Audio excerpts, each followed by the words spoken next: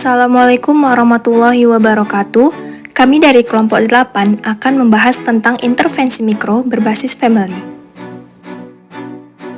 Apa itu intervensi berbasis keluarga? Intervensi berbasis keluarga adalah pendekatan, intervensi atau perlakuan yang difokuskan pada keluarga sebagai unit utama yang terlibat dalam perawatan atau pemulihan seseorang, terutama dalam konteks kesehatan dan kesejahteraan. Optimalisasi perkembangan anak dengan Down syndrome melalui intervensi berbasis keluarga. Intervensi berbasis keluarga dengan anak Down syndrome.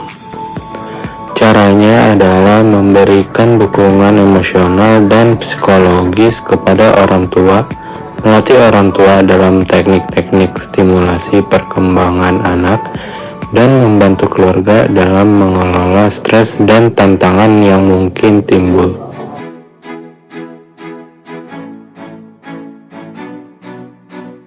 Kasus Down syndrome berbasis family work serta penanganannya.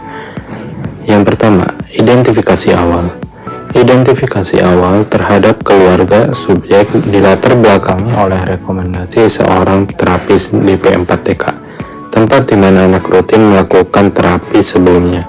Berdasarkan identifikasi awal yang dilakukan selama 2 minggu ini, observer mengambil kesimpulan bahwa masih terdapat pemahaman yang perlu diluruskan pada keluarga ini.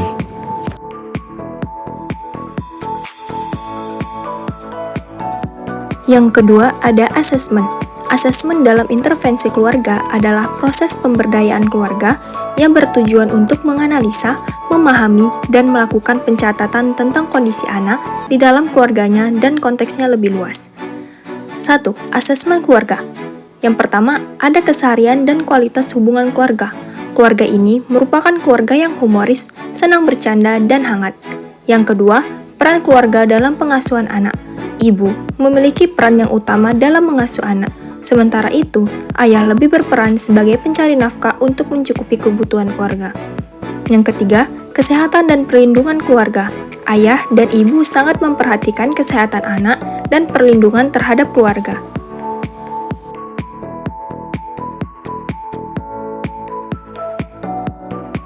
Yang kedua adalah asesmen anak. Berdasarkan analisis dan diskusi dengan orang tua, maka diambil prioritas untuk intervensi ini adalah aspek motorik dan bahasa. Untuk lebih jelasnya, profil anak berdasarkan hasil asesmen dapat dilihat di bawah ini. Kemampuan berdasarkan hasil asesmen. Anak dapat meniru kegiatan tertentu. Anak dapat melambaikan tangan saat akan berpisah dengan orang lain. Anak dapat meniru bunyi sederhana, misalnya dengan bergumam atau meniru bunyi orang lain mengaji.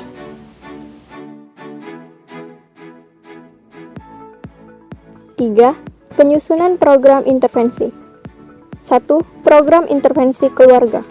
Program ini memiliki target agar orang tua memiliki kompetensi yang cukup dalam penanganan anak, serta memiliki rencana, tindakan atau penanganan untuk anak, baik di rumah maupun di lembaga terapi atau sekolah.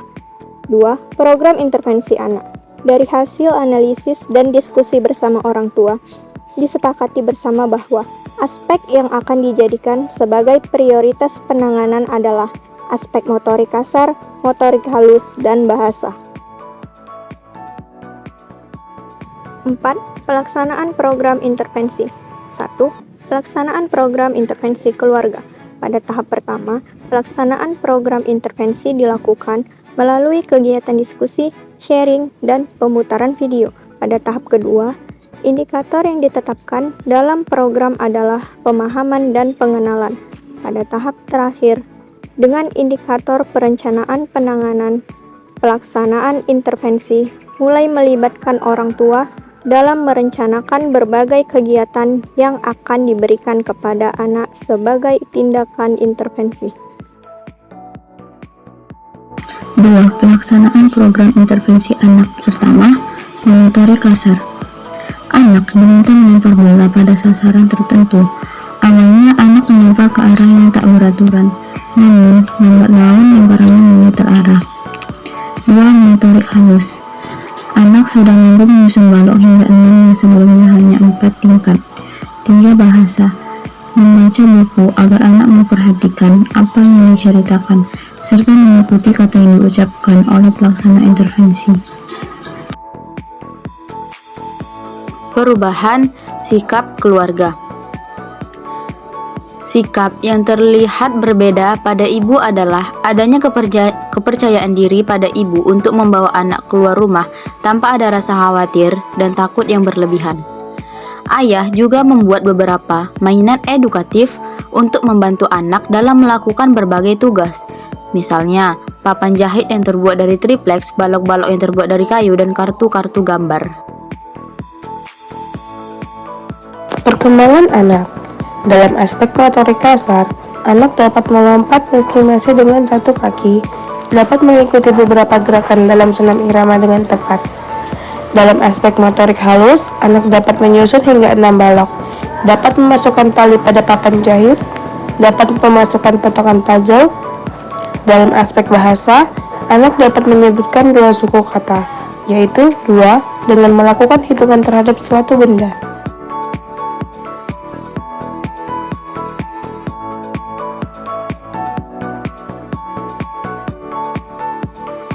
Kesimpulannya, penanganan anak bagi anak dengan kebutuhan khusus merupakan tindakan penting yang harus dilakukan dalam mengoptimalkan potensi yang dimiliki oleh anak.